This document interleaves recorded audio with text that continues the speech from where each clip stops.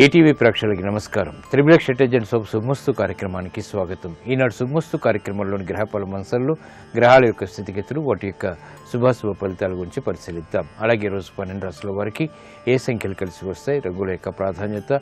ఈరోజు గురువారం శ్రీ షిర్డీ సాయిబాబాకి చాలా ప్రీతికరమైనటువంటి రోజు. మరి భక్తులు 12 రాశుల వారు శ్రీ షిర్డీ సాయిబాబాని ఏ పూలతో పూజించాలి, ఎటువంటి నైవేద్యాలు స్వామికి నివేదించాలి అనేటువంటి అంశాలతో పాటు షిర్డీలోని సాయిబాబా ప్రధాన మందిరం యొక్క విశిష్టత, అలాగే విశేషాలు అనేటువంటి అంశాలను కూడా పరిశీలిద్దాం.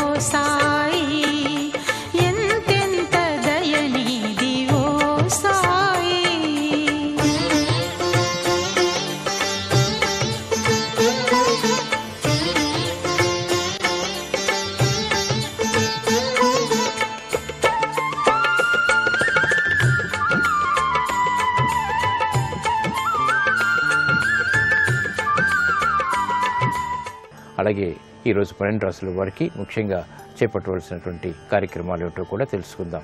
ముందుగా నేటి పంచాంగ వివరాలు. శ్రీ దుర్ముఖి నామ సంవత్సరం, వైశాఖ మాసం, ఉత్తరాయణం, వసంత ఋతువు. ఈరోజు వైశాఖ బహుళ ద్వాదశి ఆధ్యాత్మిక కార్యక్రమాలకి సహకరిస్తుంది. అలాగే వారం లక్ష్మీవారం లేదా గురువారం. గురువారం నాడు బృహస్పతి యొక్క పరిపాలన పూర్తిగా ఉంటుంది. సకల శుభాలకి బృహస్పతి యొక్క అనుగ్రహం తప్పనిసరి. కాబట్టి ఈరోజు శ్రీ మహాలక్ష్మిని 12 రాశుల వారు పూజించడం ద్వారా ఆర్థిక వ్యవహారాల్లోనే కాకుండా గృహ సంబంధిత కార్యక్రమాల్లో కూడా మెరుగైనటువంటి ఫలితాలు పొందగలుగుతారు.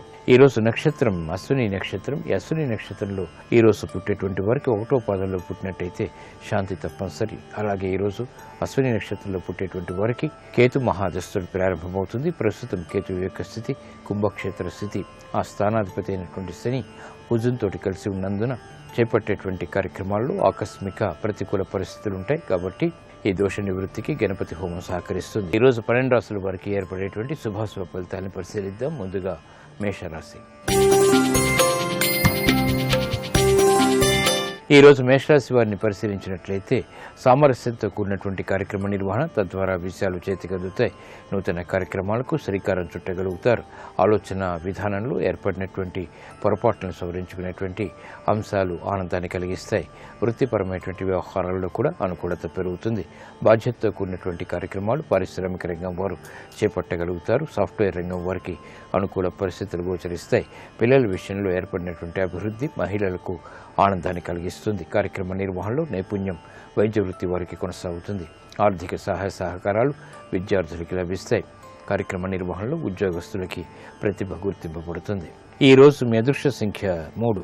పసుపు వర్ణం త్వరితగతిని శుభాన్ని కలిగిస్తుంది. గురువారం సందర్భంగా మేషరాశి వారు శ్రీ షిర్డీ సాయిబాబాను విభూతితో అభిషేకించడం ద్వారా ఆర్థిక విజయాలు సాధించగలుగుతారు. ప్రశాంతత పెరుగుతుంది. వాహన కొనుగోళ్లు వంటివి ఈ రోజు మీకు లాభదాయకం. ఈ రోజు వృషభ రాశి వారిని పరిశీలించినట్లయితే అలంకరణకి ప్రాధాన్యతనిస్తారు. విశేష ప్రజ్ఞతో కూడినటువంటి కార్యక్రమాలను చేపట్టి సమస్యల్ని ఆహ్వానిస్తారు. కాబట్టి జాగ్రత్తలు వహించాలి.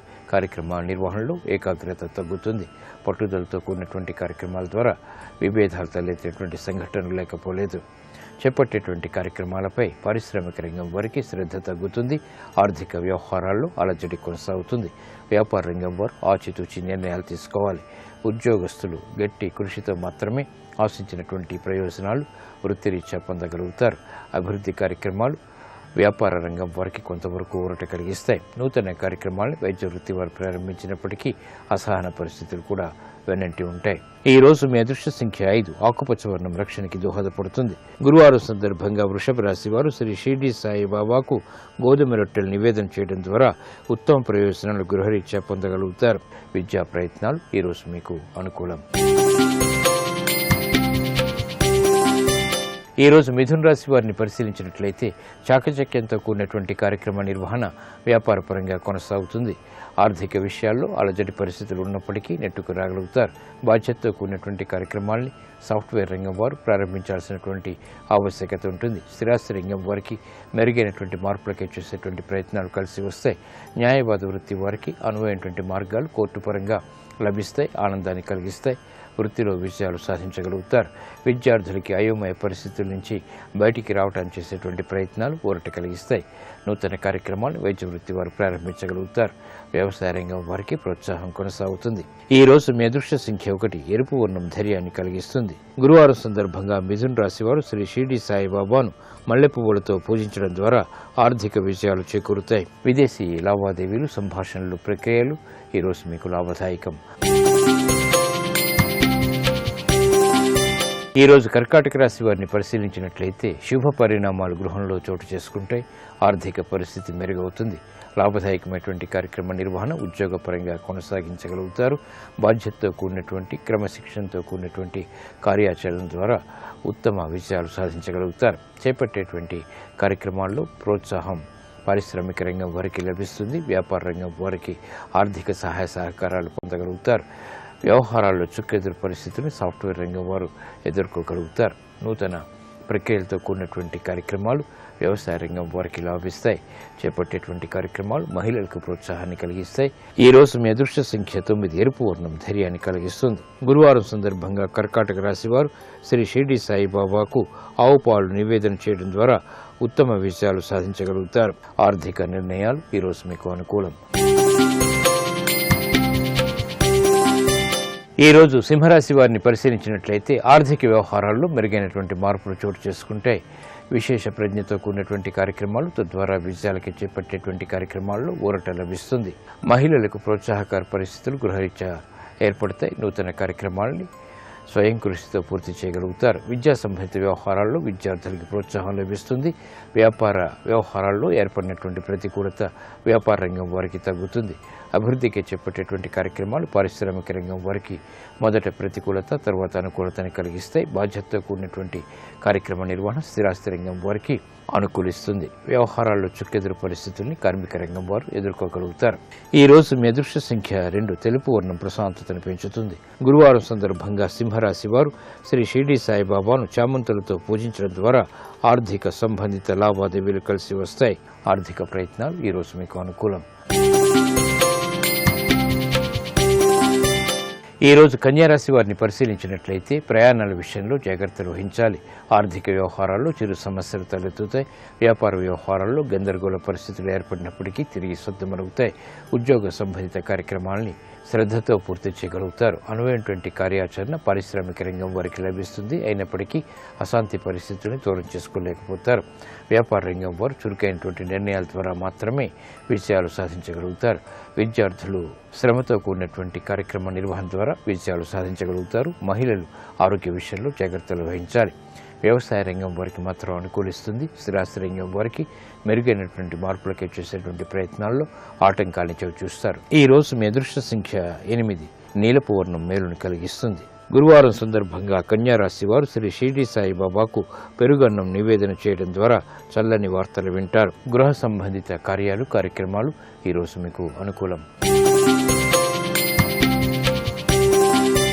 ఈ రోజు తులారాశి వారిని పరిశీలించినట్లయితే సంబంధ బాంధవ్యాలు మెరుగవుతాయి. ఆర్థిక వ్యవహారాల్లో మెరుగైనటువంటి మార్పులు కూడా చోటు చేసుకుంటాయి.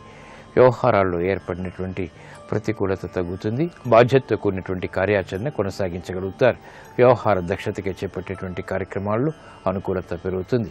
వ్యాపార రంగం వారికి మెరుగైనటువంటి మార్పులు వ్యాపార పరంగా పొందగలుగుతారు. లాభాలను గడించేటువంటి యుక్తులు బాగా పనికి వస్తాయి. పారిశ్రామిక రంగం వారికి అనుకూల పరిస్థితులు ఆర్థికంగా చేకూరుతాయి.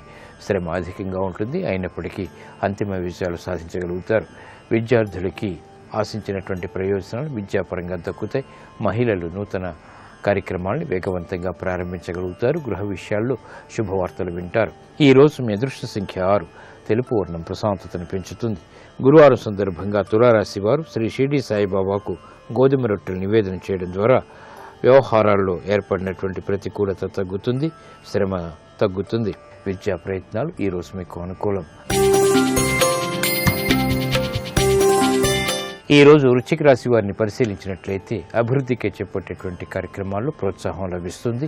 ఆరోగ్య విషయంలో జాగ్రత్తలు పాటించాలి. స్థిరాస్తి విషయాల్లో ఏర్పడినటువంటి ప్రతికూలత ప్రబలమవుతుంది. ఆనందకర వాతావరణం గృహరీత్యా మాత్రం కొనసాగుతుంది. పెట్టుబడుల విషయంలో పారిశ్రామిక రంగం వారు జాగ్రత్తలు వహించాలి. వ్యాపార రంగం వారికి అధిక ప్రాధాన్యత పెరగడంతో పాటు చేపట్టేటువంటి కార్యక్రమాల్లో ప్రోత్సాహాన్ని కూడా పొందగలుగుతారు. విద్యార్థులకి సులభ రీతిలో విజయాలు సిద్ధిస్తాయి. మహిళలకు ఆనందకర వాతావరణం గృహరీత్యా కొనసాగుతుంది. ఆర్థిక వ్యవహారాల్లో ఏర్పడినటువంటి ప్రతికూలత సాఫ్ట్వేర్ రంగం వారికి తగ్గుతుంది. ఈ రోజు మీ అదృష్ట సంఖ్య 3 పసుపు వర్ణం త్వరితగతిని శుభాన్ని కలిగిస్తుంది. గురువారం సందర్భంగా వృశ్చిక రాశి వారు శ్రీ షిరిడి సాయిబాబాను గులాబీలతో పూజించడం ద్వారా మానసిక ధైర్యం పెరుగుతుంది. తద్వారా విజయాలు సాధించగలుగుతారు. గృహ సంబంధిత కార్యక్రమాలు ఈరోజు మీకు అనుకూలం. ఈ రోజు ధనుసు రాశి వారిని పరిశీలించినట్లయితే శత్రు భీతి తగ్గుతుంది. ఉద్యోగ సంబంధిత కార్యక్రమాల్లో ప్రోత్సాహాన్ని పెంపొందింపచేసుకోగలుగుతారు. ఆరోగ్య విషయంలో ఏర్పడినటువంటి ప్రతికూలత కూడా తగ్గుతుంది. కార్యక్రమ నిర్వహణలో నైపుణ్యం ప్రదర్శించగలుగుతారు. అనువైనటువంటి మార్గాలు పారిశ్రామిక రంగం వారికి లభిస్తాయి. చేపట్టేటువంటి కార్యక్రమాల్లో వ్యాపార రంగం వారికి ఆర్థిక సహాయ సహకారాలు కూడా పొందగలిగేటువంటి అవకాశాలు దగ్గరవుతాయి. నూతన కార్యక్రమాలను వైద్య వృత్తి వారు ప్రారంభించగలుగుతారు. అసహన పరిస్థితుల నుంచి వ్యవసాయ రంగం వారు బయటికి రాగలుగుతారు. సాఫ్ట్వేర్ రంగం వారికి ప్రతికూలత తగ్గుతుంది. ఆర్థిక ఒప్పందాల ద్వారా ఆశించినటువంటి ప్రయోజనాలు ఆశాజనకంగా మారతాయి. అభివృద్ధి కార్యక్రమాలను వైద్య వృత్తి వారు కూడా చేపట్టగలుగుతారు. ఈ రోజు మీ అదృష్ట సంఖ్య 5 ఆకుపచ్చ వర్ణం రక్షణకి దోహదపడుతుంది. గురువారం సందర్భంగా ధనుస్సు రాశి వారు శ్రీ షిరిడి సాయిబాబాను తులసి దళాలతో పూజించడం ద్వారా ఆర్థిక విజయాలు దగ్గరవుతాయి. వ్యాపార ఒప్పందాలు ఈ రోజు మీకు అనుకూలం. ఈ రోజు మకర రాశి వారిని పరిశీలించినట్లయితే వ్యవహారాల్లో ఏర్పడినటువంటి విభేదాలు తగ్గుతాయి. నూతన కార్యక్రమాన్ని గృహరీత్యా చేపట్టగలుగుతారు. ఆశాజనకమైనటువంటి వాతావరణం ఆర్థికంగా కొనసాగుతుంది. లాభదాయకమైనటువంటి కార్యక్రమాలకే చేపట్టేటువంటి ప్రయత్నాలు ఫలిస్తాయి. వ్యాపార రంగం వారికి మెరుగైనటువంటి మార్పులు వృత్తిపరంగా చోటు చేసుకుంటాయి. ఆర్థిక వ్యవహారాల్లో బలం చేకూరుతుంది. పారిశ్రామిక రంగం వారికి విలువైనటువంటి సమాచారం ద్వారా ఆనందకర పరిస్థితులు చోటు చేసుకుంటాయి. మహిళలు శుభవార్తలు వింటారు. ఆశించినటువంటి ప్రయోజనాలు గృహరీత్యా ఆనందాన్ని కలిగిస్తాయి. పిల్లల అభివృద్ధి ఆనందాన్ని కలిగిస్తుంది. చేపట్టేటువంటి కార్యక్రమాలు గృహపరంగా కూడా కలిసి వస్తాయి. ఈ రోజు మీ అదృష్ట సంఖ్య 5 ఆకుపచ్చ వర్ణం రక్షణకి దోహదపడుతుంది. గురువారం సందర్భంగా మకర రాశి వారు శ్రీ షిరిడి సాయిబాబాను విభూతితో పూజించడం ద్వారా ఉత్తమ విజయాలు సిద్ధిస్తాయి. మానసిక వైషమ్యాలు తొలగిపోతాయి. గృహ సంబంధిత కార్యక్రమాలు ఈరోజు మీకు అనుకూలం. ఈ రోజు కుంభరాశి వారిని పరిశీలించినట్లయితే అసహన పరిస్థితుల నుంచి బయటికి రాగలుగుతారు. కుటుంబ సఖ్యత పెరుగుతుంది. చేపట్టేటువంటి కార్యక్రమాల్లో ప్రోత్సాహం ఏర్పడుతుంది. నూతన కార్యక్రమాలు గృహరీత్యా కూడా చేపట్టగలుగుతారు. పారిశ్రామిక రంగం వారికి సంబంధ బాంధవ్యాలు మెరుగవుతాయి. వ్యాపార వ్యవహారాల్లో స్థిరత్వాన్ని పెంపొందింపచేసుకునేటువంటి అవకాశాలు వ్యాపార రంగం వారికి లభిస్తాయి. నూతన విద్యా విధానాలతో కూడినటువంటి కార్యక్రమాలు విద్యార్థులు ప్రారంభించగలుగుతారు. చేపట్టేటువంటి కార్యక్రమాలు మహిళలకు ప్రోత్సాహాన్ని కలిగిస్తాయి. వైద్య వృత్తి వారికి అనుకూల పరిస్థితులు ఆర్థికంగా దగ్గరవుతాయి. సంబంధ బాంధవ్యాలు మెరుగవుతాయి. చేపట్టేటువంటి కార్యక్రమాలు ప్రోత్సాహాన్ని కలిగిస్తాయి. వినోదాల్లో పాల్గొంటారు. ఈ రోజు మీ అదృష్ట సంఖ్య 3 పసుపు వర్ణం త్వరితగతిని శుభాన్ని కలిగిస్తుంది. గురువారం సందర్భంగా కుంభరాశి వారు శ్రీ షిరిడి సాయిబాబాకు క్షీరాన్నాన్ని నివేదన చేయడం ద్వారా వ్యవహారాల్లో ఏర్పడినటువంటి ప్రతికూలత తగ్గుతుంది. విజయాలు సిద్ధిస్తాయి. వ్యాపార విస్తరణ వంటివి ఈ రోజు మీకు లాభిస్తాయి. ఈ రోజు మీనరాశి వారిని పరిశీలించినట్లయితే కార్యక్రమాన్ని చకచకా పూర్తి చేయగలుగుతారు. మానసిక ధైర్యం కలిగి ఉంటారు. రాజకీయ లబ్ధికే చేపట్టేటువంటి కార్యక్రమాల్లో కార్యసాధన కొనసాగుతుంది. ఉద్యోగ సంబంధిత ప్రయత్నాలు ఫలిస్తాయి. చేపట్టేటువంటి కార్యక్రమాలు అన్ని రంగాల వారికి కూడా ప్రోత్సాహాన్ని పెంచుతాయి. పారిశ్రామిక రంగం వారికి అభివృద్ధి కార్యక్రమాలను చేపట్టేటువంటి అవకాశాలు దగ్గరవుతాయి. ఆర్థిక బలం కూడా పుంజుకుంటుంది. చేపట్టేటువంటి కార్యక్రమాలు వ్యాపార రంగం వారికి మెరుగైనటువంటి అవకాశాలను కలిగిస్తాయి. విద్యార్థులకి అనువైనటువంటి కార్యక్రమాలు విద్యాపరంగా కొనసాగుతాయి. మహిళలకు చేపట్టేటువంటి కార్యక్రమాలు గృహరీత్యా కలిసి వస్తాయి. అభివృద్ధి కార్యక్రమాలని వైద్య వృత్తి వారు చేపట్టగలుగుతారు. ఈ రోజు మీ అదృష్ట సంఖ్య 9 ఎరుపు వర్ణం ధైర్యాన్ని కలిగిస్తుంది. గురువారం సందర్భంగా మీనరాశి వారు శ్రీ షిరిడి సాయిబాబాకు గోధుమ రొట్టెలను నివేదన చేయడం ద్వారా మానసిక ధైర్యం పెరుగుతుంది, ఉద్యోగ అభివృద్ధి ఏర్పడుతుంది. కోర్టు సంబంధిత వ్యవహారాలు, ప్రక్రియలు, సంభాషణలు ఈరోజు మీకు లాభదాయకం. షిరిడి వెళ్ళినటువంటి భక్తులు ప్రధానంగా దర్శించేది సాయిబాబా విగ్రహం, సమాధి మందిరం యొక్క విశిష్టత ఏమిటో పరిశీలిద్దాం.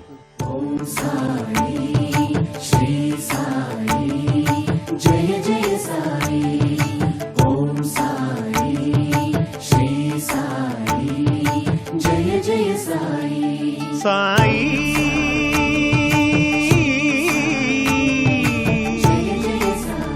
షిరిడి సాయి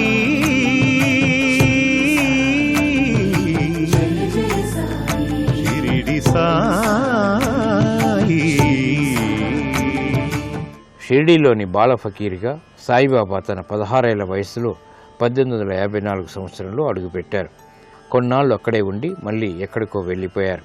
చాంద్ పాటిల్ ఇంట జరిగేటువంటి వివాహ వేడుక సందర్భంగా 1858 సంవత్సరంలో రెండోసారి బాబా షిరిడీలోకి ప్రవేశించారు. షిరిడీ వచ్చినటువంటి 60 సంవత్సరాల తర్వాత 1918 సంవత్సరంలో విజయదశమి నాడు బాబా మహాసమాధి చెందారు. సాయిబాబా కోసం సాయి భక్తుడు బూటీ ఓ రాతి మేడను నిర్మించారు. ఈ బూటీ నిర్మించినటువంటి రాతి మేడను బూటీవాడగా వ్యవహరించేవారు. ఈ బూటీవాడలోనే బాబాను మహాసమాధి చేశారు. 1919 సంవత్సరం అక్టోబర్ 15వ తేదీన బాబా ఐహిక జీవితాన్ని చాలించారు. బాబా దేహాన్ని సమాధి చేసినటువంటి సమాధి మందిరం ఎంతో విశిష్టమైనది. ఇదే ఇప్పుడు షిరిడీలో మనం దర్శించుకుంటున్నటువంటి బాబా ప్రధాన మందిరం.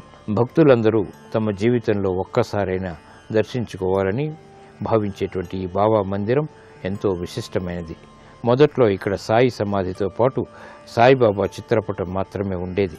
1954 సంవత్సరంలో సాయి సమాధి సమక్షంలో పాలరాతి సాయి విగ్రహాన్ని ప్రతిష్ఠించారు. ఇక్కడే బాబాకు నిత్య పూజలు, అభిషేకాలు, 4 హారతుల్ని కూడా నిర్వహిస్తారు. ఈ సమాధి దర్శనం ఉత్తమ ఫలితాన్ని కలిగిస్తుంది.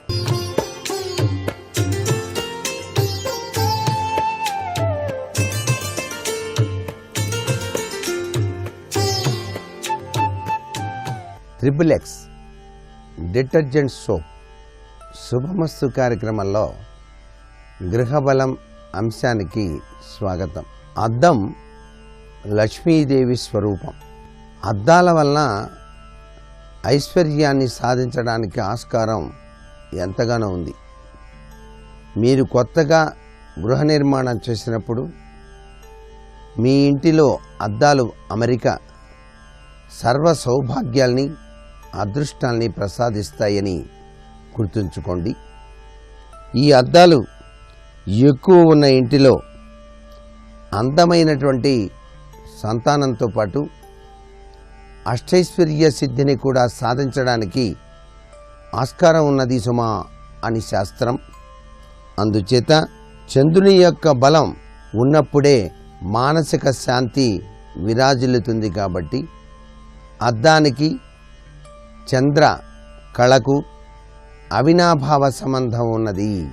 కారణం శ్రీరామచంద్రమూర్తి సైతం చిన్న బాలునిగా ఉన్నప్పుడు చంద్రుడు కావాలి అని చెప్పేసి అల్లరి చేసిన సందర్భంలో అద్దంలో చంద్రుడిని చూపించి ఇదిగో చంద్రుడు చిక్కాడు అంటాం వెనకాల దాగిన పరమార్థాన్ని మనం ఒక్కసారి అవగాహన చేసుకోవాలి.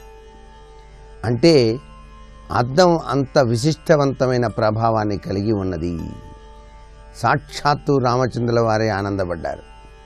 అందుచేత ప్రతి ఇంట్లో కూడాను అద్దాల అమరిక సర్వశ్రేయోదాయకవంతమైన ప్రభావాన్ని కలిగింపజేస్తుంది అనే విషయాన్ని గుర్తెరగాలి. మీ గృహంలో నిలువెత్తు ఉన్నటువంటి అద్దాలను ఈశాన్యంలో కూడాను ఉంచుకోవచ్చు.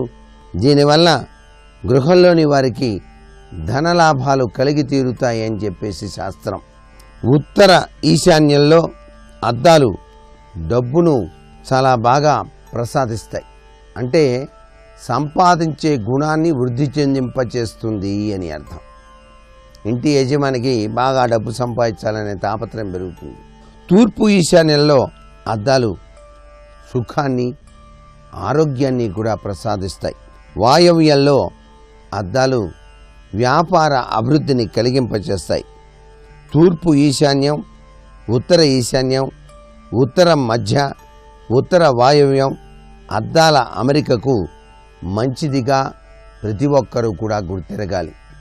ఈ అద్దాల అమరిక ఎక్కడెక్కడ ఉంచాలి అనేది ప్రతి ఒక్కరూ కూడా గుర్తుపెట్టుకోవాలి.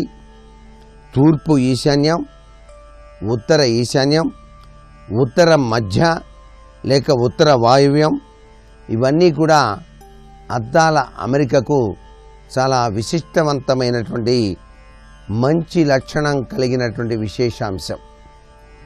ఎటువంటి పరిస్థితుల్లోనూ నైరుతి, దక్షిణం, పడమర అద్దాలు ఉంచరాదు. ఇది బాగా గుర్తుపెట్టుకోండి ప్రతి ఒక్కరూ కూడాను. మీ ఇంట్లో అద్దాలు ఏ దిశలో ఉన్నాయో గుర్తుంచుకోండి. ప్రతి ఒక్కరూ కూడాను ఉంచకూడనటువంటివి అద్దాలు ఎక్కడెక్కడ ఉంచకూడదు, నైరుతి, దక్షిణం, పడమర ఇటువైపు మాత్రం అద్దాలు తగిలించకూడదు గోడలకి. గృహం వాయువ్యం ఖాళీ స్థలంలో వాయువ్యపు బాల్కనీలో కానీ వాయువ్యపు గదుల్లో కానీ నీటి బకెట్లు, నీటి సీసాలు, నీటి తొట్టెలు ఏర్పాటు చేసుకున్నట్లయితే ఇక అద్దాల సంగతి అట్లా ఉంచితే నీటి వలన కూడా ఐశ్వర్యం వస్తుంది. ఎక్కడెక్కడ పెట్టాలి ఈ నీటి యొక్క తొట్టీలు లేక నీరు నింపినటువంటి బకెట్లు అంటే ఇవన్నీ కూడా వాయువ్యం ఖాళీ స్థలంలో కనుక పెట్టినట్లయితే, బాల్కనీలో అయినా సరే వాయువ్యంలో నీరు పోసి ఉంచినట్లయితే ఐశ్వర్యం సిద్ధిస్తుంది సుమా అని చెప్పేసి శాస్త్రం. అందమైన చేపలు అంటే ఆక్వేరియం మీరు వాయువ్య దిశలో పెంచండి. మీ ఇంట్లో చాలా గొప్ప అదృష్టం వస్తుంది. వాయువ్యంలో ఆక్వేరియంస్ కనుక ఉంచినట్లయితే చాలా చక్కటి యోగవంతమైన ప్రభావాన్ని పొందుతారు. ఖాళీ స్థలంలో వాయువ్యంలో నీటి తొట్టెలు వేసుకుంటే ధనం బాగా వస్తుంది. పాలరాయి మీ దగ్గర ఉన్నట్లయితే అదృష్టం కలిసేటువంటి మహద్భాగ్యాన్ని ప్రసాదిస్తుంది. కాబట్టి ఆ పాలరాయిని ఆ నీటి తొట్టిలో వేయండి. మీరు పైన ఉపయోగించేటువంటి వాటర్ ట్యాంక్ దాంట్లో కూడా పాలరాయి వేసి ఉంచండి. చాలా చక్కటి యోగవంతమైన అదృష్టాన్ని మీరు సాధింపజేసుకోవడానికి ఆస్కారం ఉంటుంది. గృహంలోని వివిధ దిక్కుల్లో గోడలకు అమర్చేటువంటి ఆ దేవతా ఫోటోల విషయంలో కూడా చాలా జాగ్రత్త వహించాలి. మీరు అదృష్ట లాభాన్ని సాధించడానికి తూర్పు గోడకు మధ్యలో పడమర ముఖం చేసి లక్ష్మీ సహిత విష్ణుమూర్తి ఫోటో ఉంచవచ్చు. వెంకటేశ్వర స్వామి వారి ఫోటో ఉండొచ్చు. సీతారాములు, సత్యనారాయణ స్వామి వారి యొక్క ఫోటోలు మీ ఇష్టానుసారం ఏర్పాటు చేసుకోవచ్చు. తూర్పులో లామినేషన్ ఫోటోలు కన్నా కూడా అద్దాల ఫోటోలు మంచివి అనేటువంటి విషయాలు మంచివిగా గుర్తెరుగుదాం. ఆరోగ్యం, ఐశ్వర్యం, కోరిన కోరికలు నెరవేరటానికి మీకు అద్దం బాగా సహకరిస్తుంది. ఈ అద్దం పగిలింది మాత్రం ఇంట్లో ఉండకూడదు. పగిలిన అద్దం గనక ఉన్నట్లయితే దురదృష్టం ఏర్పడుతుంది సుమా అనేటువంటి విషయాన్ని కూడా గుర్తెరగాలి. అట్లాగే మీరు నిత్యం దేవతార్చన చేసేటప్పుడు, అమ్మవారికి పూజ చేసేటప్పుడు చక్కగా పూలు, గంధం, కుంకుమ అన్నీ అలంకరించిన తర్వాత అద్దం ఆ చక్కని తల్లికి కూడా చూపించాలి. మీ పడక గదిలో మీరు పడుకునేటువంటి మంచానికి తలగడ వద్ద అద్దాలు అమర్చడం పనికిరాదు. తలగడకి అద్దాలు అమర్చేటువంటి విధి విధానం ఉన్నటువంటి పరుపు ఆ పడక అంత గొప్ప విశేషాన్ని ఇవ్వదు. ఎందుకంటే అద్దం లక్ష్మీదేవి స్వరూపం. అందుకనే మంచం మీద కూర్చొని డబ్బులు లెక్క పెట్టకండి, ఆ బంగారపు నగలు మంచం మీద వేయకండి, పెట్టకండి అని కూడా మనకు శాస్త్రంలో నిగూఢ రహస్యం చెప్పారు. అద్దం, బంగారం, డబ్బు ఇవన్నీ కూడా లక్ష్మీ స్వరూపం. అటువంటి లక్ష్మీ స్వరూపాన్ని మనం ఆ యొక్క పడుకునేటువంటి మంచానికి అమర్చడం మంచిది కాదు అని చెప్పేసి నిగూఢంగా ఆలోచిస్తే బయలుపడ్డ రహస్యం అన్నమాట ఇది. అందుకే గృహ వాస్తులో అద్దాల అమరిక కూడాను విశిష్ట స్థానాన్ని సంతరించుకుంది అనేటువంటి విషయాన్ని గుర్తెరుగుదాం. మరికొన్ని ముఖ్య విషయాలు రేపటి శుభమస్సు కార్యక్రమంలో తెలుసుకుందామా? మరి సర్వే జనా సుఖినో భవంతు.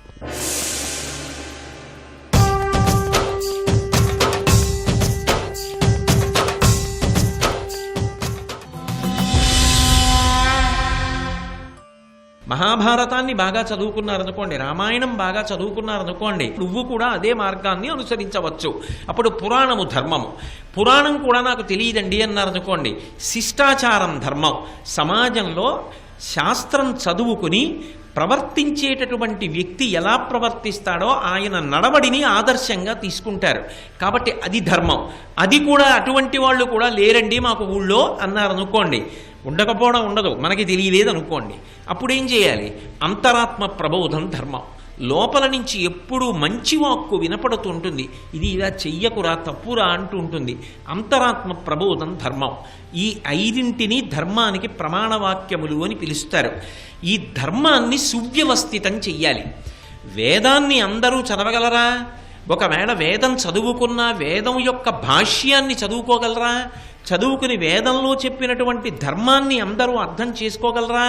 అర్థం చేసుకోలేరు. ధర్మమునకు మిగిలిన పురుషార్థములు కలవాలి. ధర్మ అర్థ కామ మోక్ష అంటారు. కానీ ఇందులో అర్థము ధర్మము చేత కట్టుబడాలి.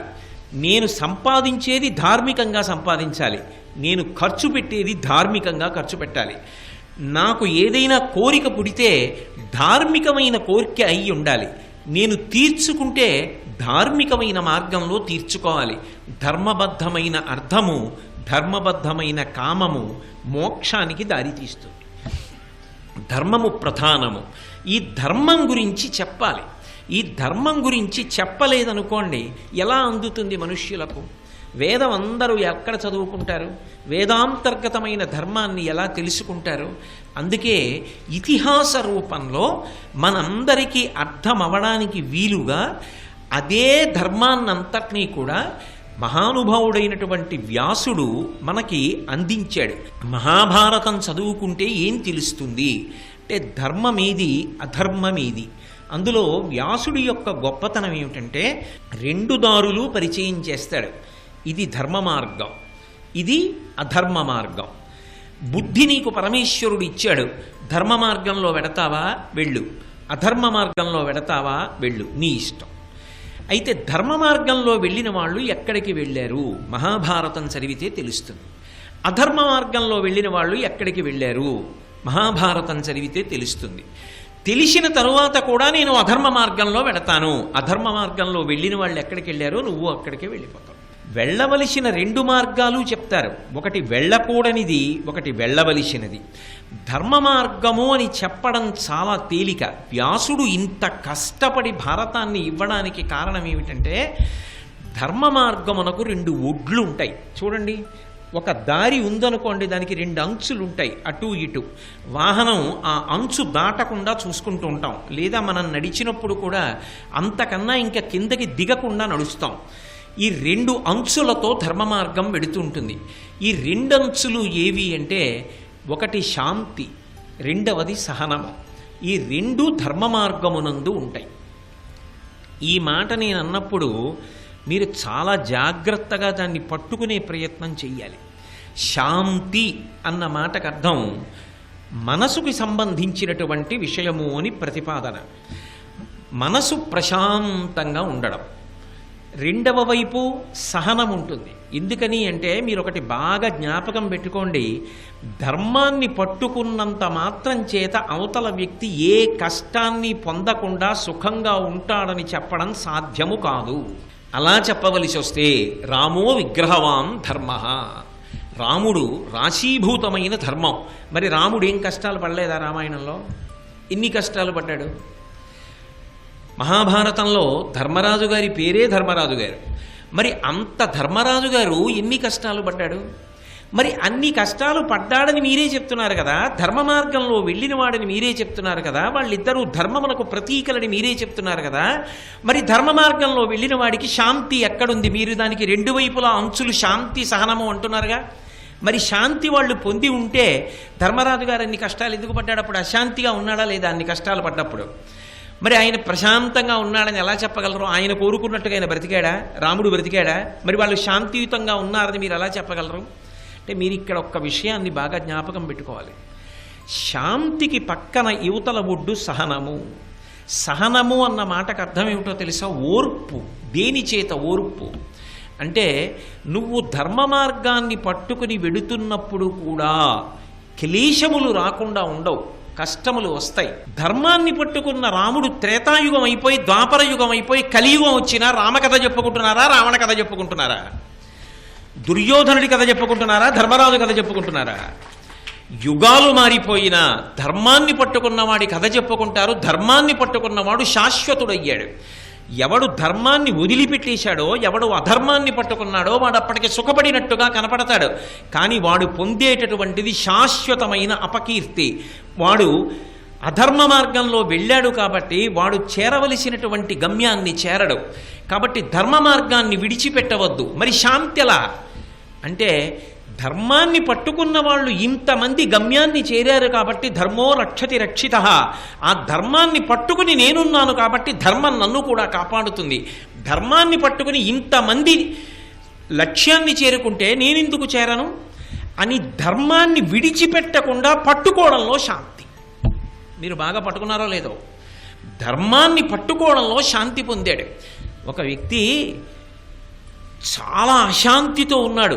ఎందుకని అంటే భార్య తీవ్రమైన అనారోగ్యంతో ఉంది. తీవ్రమైన అనారోగ్యంలో ఉంది, ఎక్కడో అత్యవసర చికిత్స పొందుతోంది. ఈయన లోపల ఎంతో అశాంతితో ఉన్నాడు. ఒక గొప్ప వైద్యుడు కనపడ్డాడు. ఆయన వైద్యం చేస్తున్నారు. అయ్యా నా అదృష్టం మీరా ఇక్కడ ఉన్నారు అని. ఏమీ పర్వాలేదు, నీ భార్యకి ఒక్క వారం రోజుల్లో లేచి వచ్చేస్తుంది, నువ్వు నన్ను నమ్ము, ఈ వారం రోజులు ఇంకా నువ్వు ఇక్కడ ఉంచేసేయి ఆవిడ్ని, ఆవిడ తప్పకుండా బ్రతుకుతుంది, ఆవిడకేం ఇబ్బంది లేదు, ఆవిడ బయటకు వచ్చేస్తుందన్నారు. ఇప్పుడు ఆయనకి మనసులో అయ్యో భార్య అనారోగ్యం పాలైందన్న దిగులు ఉండొచ్చు, కానీ ఆయన మాట తనకి ప్రమాణం. వారం రోజులు ఉంచవయా, నేనున్నాను, నీకేం బెంగలేదన్నారు. ఆయన మాట వలన తాను పైన కష్టపడుతున్నా లోపల శాంతి పొందుతున్నాడు. అది బయటికి వచ్చేస్తుందని. ధర్మ మార్గం అంతే. ధర్మమునందు శాంతి ఎందుకుంటుందో తెలుసా? నేను ధర్మం తప్పానా, నేను ధర్మం వదిలిపెట్టేశానా, నేను ధర్మాన్ని వదిలిపెట్టలేదుగా, భగవంతుడు ఎలా బ్రతకమన్నాడో నేను అలా బ్రతుకుతున్నాను కదా, నా అంతరాత్మకి తెలుసు కదా, నేను అలా బ్రతుకుతున్నప్పుడు నేను ఎందుకు పాడైపోతాను? నేను పాడుకాను, నేను రక్షింపబడతాను ఈశ్వరుడి చేత. ఇది మనిషికి శాంతినిస్తుంది. ఆ శాంతియుతంగా మనిషి ఎంతకాలం ఉంటాడో అంతకాలము ఆలోచనలు ప్రశాంతంగా ఉంటాయి. ఆలోచనలు ఎంతకాలము ప్రశాంతంగా ఉంటాయో శరీరం అంతకాలము ఆరోగ్యంగా ఉంటుంది. కాబట్టి ధర్మం అన్నది అత్యంత ప్రధానం.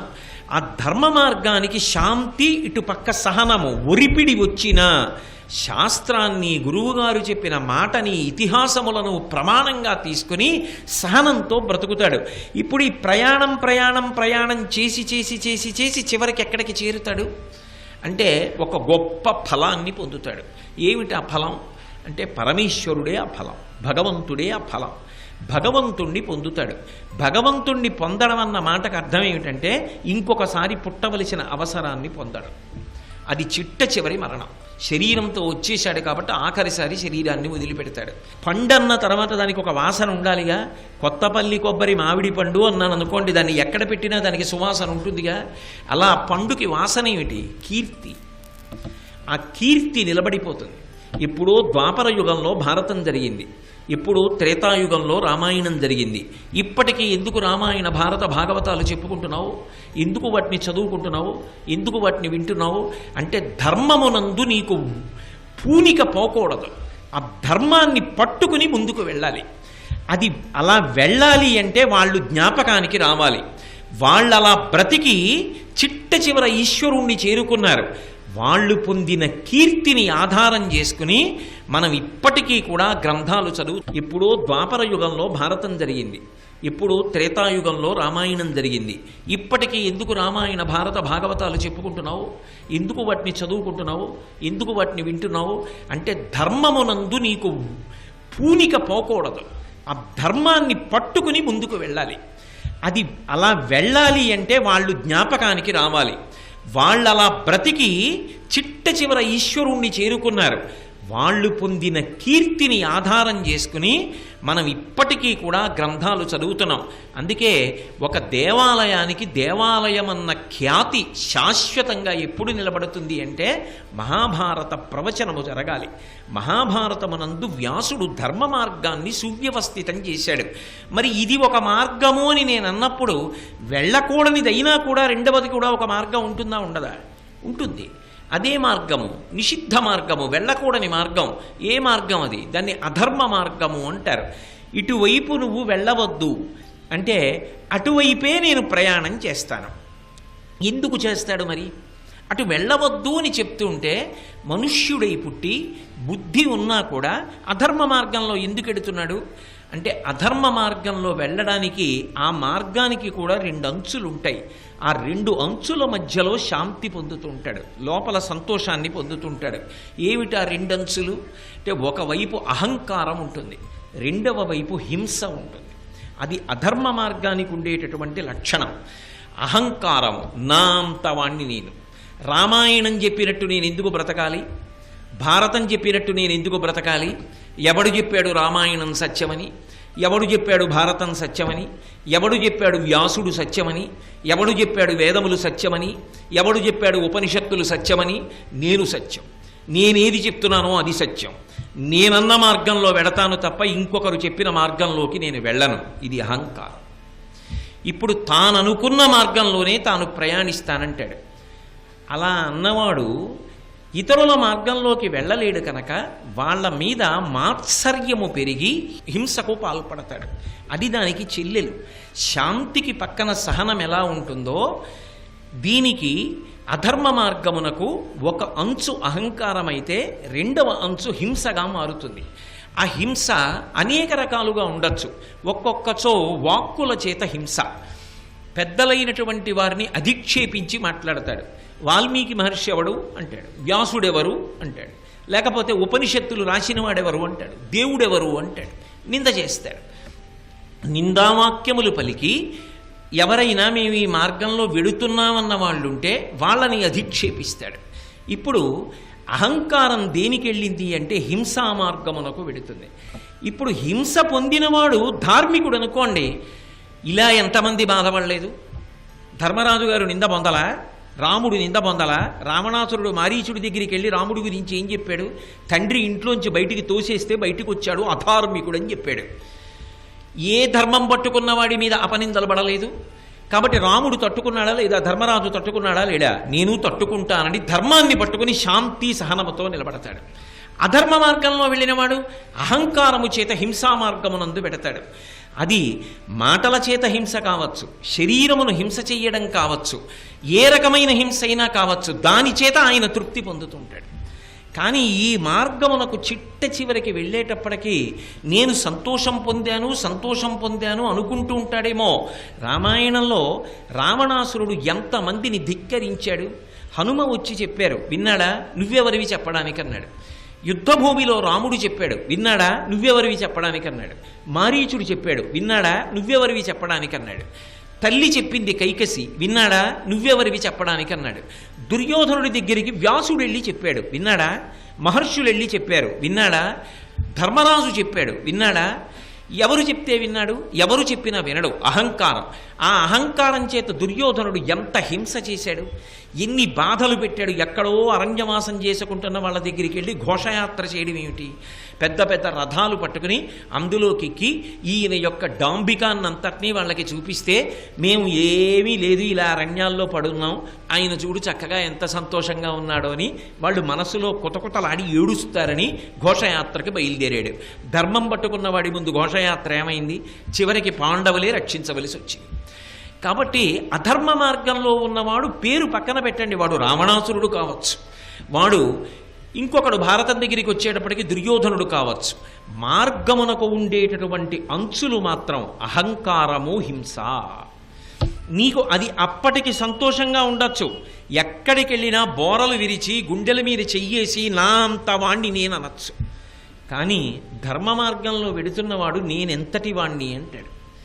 ఎంత గొప్పవాడు కానివ్వండి, ఆయన మాత్రం పెద్దల పొడగొన్న భృత్యునికైవడి చేరి నమస్కృతులు చేయువాడు అంటారు పోతన గారు ప్రహ్లాదుడి గురించి చెప్తూ. దైవతములంచు గురువుల తలచువాడు, సకులయడ సోదర స్థితి జరుపువాడు, లీలలందున బొంకులు లేనివాడు, లలిత మర్యాదుడైన ప్రహ్లాదుడదిప అంటారు. ఆయనకి తెలియనిది ఏం లేదు. అయినా ఆయన గురువుల్ని చూసేటప్పటికీ, పెద్దల్ని చూసేటప్పటికీ వంగి వంగి నమస్కారం చేసి అంత వినయంతో ప్రవర్తించాడు. ధర్మ మార్గంలో వెళ్ళినవాడు చిట్ట చివరికి భగవంతుడు అన్న ఫలితాన్ని పొంది అపారమైన కీర్తిని మూటకట్టుకుంటాడు. అధర్మ మార్గంలో వెళ్ళినవాడు అప్పటికి సంతోషంగా ఇతరులను హింస చేసి ఆనందపడ్డాననుకున్నా చిట్ట చివరికి వెళ్ళేటప్పటికి సర్వనాశనాన్ని పొందుతాడు. అది మామూలుగా ఉండదు. ఎందుకని అంటే తానొక్కడూ వెళ్ళిపోయాడు అనుకోండి, అది వేరు. తానొక్కడూ వెళ్ళడం కాదు. మీరు అందుకే బాగా గమనించండి, రావణాసురుడు చటుక్కున మరణించలేదు. రావణాసురుడి కళ్ళ ముందు కొడుకులందరూ వెళ్ళిపోయారు. రావణాసురుడి కళ్ళ ముందు సైన్యం అంతా వెళ్ళిపోయింది. రావణాసురుడి కళ్ళ ముందు సోదరులు వెళ్ళిపోయారు. విభీషణుడు విడిచిపెట్టి వెళ్ళిపోయాడు. కుంభకర్ణుడు యుద్ధభూమిలో మరణించాడు. అందరూ చనిపోయిన తర్వాత యుద్ధంలో నిలబడ్డాడు. దేవతలు, ఋషులు అందరూ పైన నిలబడి ఈ దుర్మార్గుడు ఎప్పుడు చచ్చిపోతాడో చూడ్డానికి వచ్చామన్నారు. ఆ బ్రతుకు ఒక బ్రతుక. ఒక్కొక్క తల తరిగేస్తుంటే జయ జయధ్వానాలు చేశారు దేవతలందరూ. చిట్ట చివరికి శరీరం పడిపోయిన తరువాత పట్టమహిషి మండోదరి యుద్ధభూమికి వచ్చి, దుర్మార్గుడా, నువ్వు రాముడి చేత మరణించలేదురా, నీ ఇంద్రియముల చేత మరణించావు, నాలో లేని ఏ అందం నీకు సీతమ్మలో కనపడిందిరా అని అడిగింది. ఏ బ్రతుకు ఆ బ్రతుకు! అధర్మ మార్గంలో వెళ్ళినవాడు సర్వనాశనం అయిపోయాడు. తానొక్కడూ కాదు, తనతో పాటుగా కాంచనలంకని, సైన్యాన్ని, తమ్ముళ్ళని, బిడ్డల్ని అందరినీ బలిపెట్టేశాడు. దుర్యోధనుడు ఏం మూట కట్టుకున్నాడు? చిట్ట చివరికి 11 అక్షౌహిణీల సైన్యం నేలబడిపోయింది. వెళ్ళినందుకు గాను భీష్మ, ద్రోణ, కృపాచార్యాది ప్రముఖులందరూ పడిపోయారు. ఇంతమంది మరణించి చిట్ట చివరికి హ్రదంలో దాక్కున్నాడు సరోవరంలో. వెళ్ళి రెచ్చగొట్టే మాటలు మాట్లాడితే అందులోంచి బయటికి వచ్చి భీమసేనుడితో యుద్ధం చేస్తే తొడల మీద కొడితే తొడలు విరిగిపోయి నేల మీద పడిపోయాడు. నెత్తుటి మడుగులో పడిపోయి పైన గ్రద్దలు తిరుగుతూ ఉండగా నా అన్నవాళ్ళు లేక అశ్వత్థామకి పట్టాభిషేకం చేసి అప్పుడు కూడా క్రౌర్యంతో ఆలోచించాడు. ఏం సాధించాడు? సుఖాన్ని పొందినట్టు కనపడ్డాడేమో అధర్మ మార్గంలో, అహంకారము చేత, హింస చేత అని సంతోషించాననుకున్నాడేమో, కానీ చేరవలసిన పదాన్ని చేరుకున్నాడా? చేరుకోలేదు. సర్వనాశనమైపోయాడు. సర్వనాశనమైపోయి తాను పాడైపోవడం ఒక్కటే కాదు, తనతో పాటుగా ఆఖరికి తన రాజ్యంలో ఉన్న వాళ్ళందరినీ కూడా బలిపెట్టాడు. ఇది వేదం అయితే రాజశాసనంలా చెప్తుంది. సత్యం వద, సత్యమును పలుకు, ధర్మం చరా, ధర్మమును అనుష్ఠించు అని చెప్తుంది. వ్యాస భగవానుడు గమనించాడు, అయ్యో వస్తున్నది కలియుగం, ఎంతమంది వేదాన్ని చదువుతారు? వేదాంతర్గతమైన ధర్మాన్ని ఎంతమంది పట్టుకుంటారు? ఆ ధర్మాన్ని పట్టుకోపోతే వీళ్ళు మళ్ళీ మళ్ళీ మళ్ళీ మళ్ళీ పుట్టడం, చావడం ఎన్ని జన్మలెత్తాలి? పునరపి జననం పునరపి మరణం పునరపి జననీ జఠరే శైలం ఇహ సంసారే బహుదుస్తారే కృపయాపారే పహిమురారే అని. కాబట్టి నేను వీళ్ళందరికీ కూడా ధర్మ మార్గాన్ని, అధర్మ మార్గాన్ని కూడా చూపించాలి. అధర్మ మార్గంలో వెళ్ళిన వాళ్ళెవరు? ఇది కల్పించిన కథ కాకూడదు, ఇతిహాసం, యథార్థముగా జరిగిన కథ చూపిస్తాను. చూపించి ధర్మ మార్గంలో వెళ్ళిన వాళ్ళు ఏమయ్యారు, అధర్మ మార్గంలో వెళ్ళిన వాళ్ళు ఏమయ్యారు నేను ఇస్తాను. వాళ్ళందరూ చదువుకుంటారు, దేవాలయాల్లో ప్రవచనాలు వింటారు, కథని తెలుసుకుంటారు. ఇప్పుడు భగవంతుడు వాళ్ళకి బుద్ధినిచ్చాడు కాబట్టి వాళ్ళు నిర్ణయించుకుంటారు. వాళ్ళు ఏ మార్గంలో వెళ్ళాలి నిర్ణయించుకుంటారు. ఒకసారి భారతం చదివిన తరువాత, ఒకసారి భారతం విన్న తర్వాత, ఒకసారి రామాయణం చదివి విన్న తర్వాత ఇంకా నేను అధర్మ మార్గంలో వెడతాననగలిగిన వాడు ఉంటాడు ఆ లోకంలో? ధర్మ మార్గంలో వెళ్ళడానికి ఇష్టపడతాడు. అది తనని, తన వంశాన్ని, తన సామ్రాజ్యాన్ని అన్నిటినీ కాపాడుతుంది కాబట్టి అప్పటికి ఒరిపిడి ఉన్నా నేను ధర్మ మార్గాన్ని విడిచిపెట్టను అంటాడు. కాబట్టి ఈ ధర్మాధర్మ మార్గములను రెండింటినీ సువ్యవస్థితం చేయడం కోసం 4 వేదములలో భగవంతుడు ప్రతిపాదించినటువంటి సారభూతమైన విషయాన్నంతటినీ కూడా తీసి మళ్ళీ మనకి పంచమ వేదంగా భారతంలో 1,00,000 శ్లోకాలతో అందించాడు. మహానుభావుడు. అటువంటి భారతం అందరూ కూడా చదువుకోవాలి. మీరు ఒక్క విషయాన్ని బాగా గమనించండి. ఈ దేశంలో ఒకప్పుడు సాయంకాలం అయ్యేటప్పటికి భారతం వినడం, రామాయణం వినడం, భాగవతం వినడం ఆచారం. అది ఇవాళ నిన్న వచ్చిన విషయం కాదు. ఎప్పటి నుంచో చెప్పబడినటువంటి విషయాలు, ఎప్పటి నుంచో ప్రవచనం చెయ్యబడిన విషయాలు. రామాయణ భారత భాగవతాలు చదువుకోవడం అలవాటు ఉన్న ఈ దేశానికి విదేశాల నుంచి వచ్చినటువంటి రాయబారులు, మెగస్తనీస్ లాంటి వాళ్ళు ఈ దేశం గురించి వ్రాస్తూ కొన్ని అద్భుతమైన విషయాలు రాశారు. భారతదేశంలో ఎవరికైనా ఏదైనా ఇస్తే చెయ్యి చాపి పుచ్చుకోవడానికి అవసరం ఉన్న వ్యక్తి లేడు. భారతదేశంలో తాళం కప్ప అనేటటువంటి వస్తువు తెలియదు. తలుపులు తీసి విడిచిపెట్టి వెళ్ళిపోయినా ఒకరి ఇంటి వస్తువు వేరొకరు తీసుకోరు. ఎందుకని అంటే పరద్రవ్యాణి లోష్టవత్, ధార్మికంగా నా ప్రవర్తన చేత ఈశ్వరుడు నాకు ఏదిస్తాడో అదే నా యొక్క భోగమునకు, నా జీవితమునకు కారణం అని స్థిర నిర్ణయంతో ఉంటారు. కాబట్టి భారతదేశంలో ఏ ఇంటికి కూడా తాళం కప్ప తెలియదు అని రాశాడు మెగస్తనీస్. అంటే ఒకానొక నాడు ప్రపంచం మొత్తం మీద నేరమనేటటువంటి మాట తెలియకుండా బ్రతికిన దేశం ఏదైనా ఉంటే అది ఈ దేశమే. సర్వం శ్రీ ఉమామహేశ్వర పరబ్రహ్మార్పణమస్తు.